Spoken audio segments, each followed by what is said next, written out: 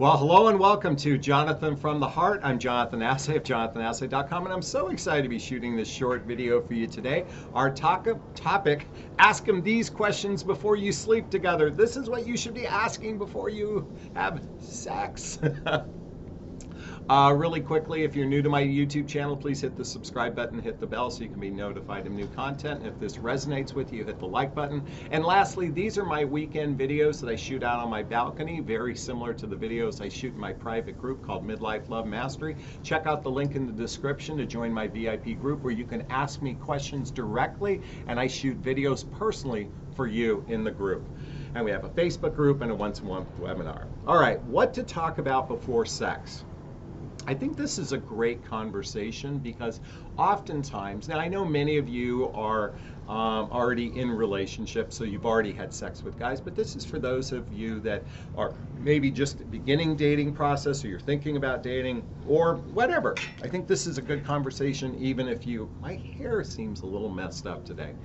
Seems like a good conversation regardless, because here's the challenge with a lot of women that I see today in the dating realm, because it used to be that if you wanted to get laid, you had to get married. Well, we no longer live in a world where you have to make the ultimate commitment to be in a relationship. In fact, you have to make very little commitment to be in a relationship, other than maybe calling each other boyfriend and girlfriend or something like that. And even just those words are actually very weak. So what level of commitment can someone make to actually make sense to invest your body in another human being, as well as your heart, your mind, and your soul? And I think it's important to ask some really good questions ahead of time. So I'm going to give you an example of what I do in my dating practice and see if it resonates with you, and we're going to go much deeper, so just give me a minute beyond this. So one of the things I do very early on in the dating process, maybe it's the first or second date, I bring up the following. I say, hey, I just want you to know something about me. When I become intimate with a person, both physical and emotional, I am monogamous and I'm exclusive.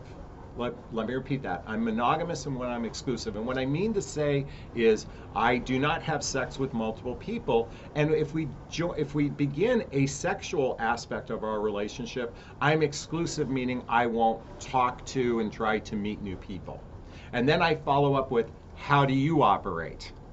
And I say the word operate because this is someone's modus of operandi, so to speak. In other words, are you just cavalierly dating and having sex with people and no real commitment to another human being, or are you intentional? So my first thing is I share, this is how my standard, and I ask, how do you operate? Okay? By the way, my coffee mug says, do all things with love, do all things with love. My t-shirt says, humankind be both, and that's kind of what I'm leaning into today. But I want to go deeper. I want to go much deeper before you actually begin a physical, intimate relationship with a guy. Because some men can say, yes, we'll do those things, and not be sincere, and many men will be. Men don't intentionally deceive women. Oftentimes there's conflicting things going on within a guy that causes someone to be deceptive. But for the most part, most men are good guys, they're just bad daters. And I'm here to have you lean into a deeper way of approaching the relationship process. And this is why I highly recommend purchasing the book 8 Dates. I want you to purchase 2 copies. The book is 8 Dates by Dr. John and Julie Gottman. Check out the link in the description for Jonathan Recommends Books. All my books that I recommend are there. Why you want to get this book is it lays out 8 fundamentals. Here. The chapters include, here, I'm gonna read this for you so you can get a sense. Chapters, date 1, trust and commitment. Date 2, addressing conflicts. Date 3, sex and intimacy. Date 4, the cost of love, work and money. Date 5, room to grow. Date 6, play with me, fun and adventure. Date 7, growth and spirituality. And date 8, your life of love and dreams. And why this is so important before you allow the penis into the vagina or shortly thereafter is you have to decide, is this person, at least this is my invitation for you, is this person serious about wanting a commitment, or are they just haphazardly going about life, hoping that something will magically change for them because they're in a space of casual, and they're hoping for some magic fairy dust to change them to want to be committed. I'm here to encourage you to choose people who are willing to make the effort. And someone who's willing to read this book with you as you're exploring a relationship demonstrates that they're much more serious about the process than the cavalier person. And here's the challenge. Probably 70% of men out there are cavalierly dating. In other words, they're haphazardly dating, they're casually dating.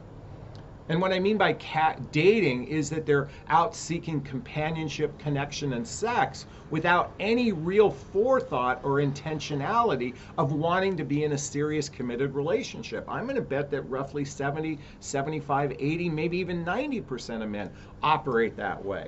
Now, a lot of those men do end up in serious relationships, but without any real intentionality, it makes it difficult for them to decide who to choose a partner. This is why when you create intentionality, when you create some, I'm going to use the word, well, when you create standards, when you create your standard, you have a better chance of assessing if this person is a good candidate for you to invest your heart in. Because ultimately, ladies, the minute you invest your body, you're investing your heart. And once you've invested your heart with the wrong person, and this happens again and again and again, it can wear on us emotionally. This is why I wrote my book, What the Heck is Self-Love Anyway? It's a journey of personal development, self-help, and spiritual work to shore up our own, because here's the reality. When we've had one experience after another, dating triggers the #1 emotional health issue facing almost everyone, and that is, I'm not good enough, I'm not lovable, and I'm not likable. And this is why I want to encourage you all to start shifting your inner narrative to loving on yourself and then being compassionate for everyone else. Loving on ourselves and being compassionate for everyone else, because when we operate from that premise, we have a greater chance of not feeling so much angst when we've made a choice that wasn't really aligned to who we are and what we want. And this is why I recommend reading this book. And let me just say one thing. I'm getting so many emails from those of you, for those of you that are watching my videos. I'm telling you, if you're brand new to watching this video, I'm getting emails or messages from women who have done what I've just said.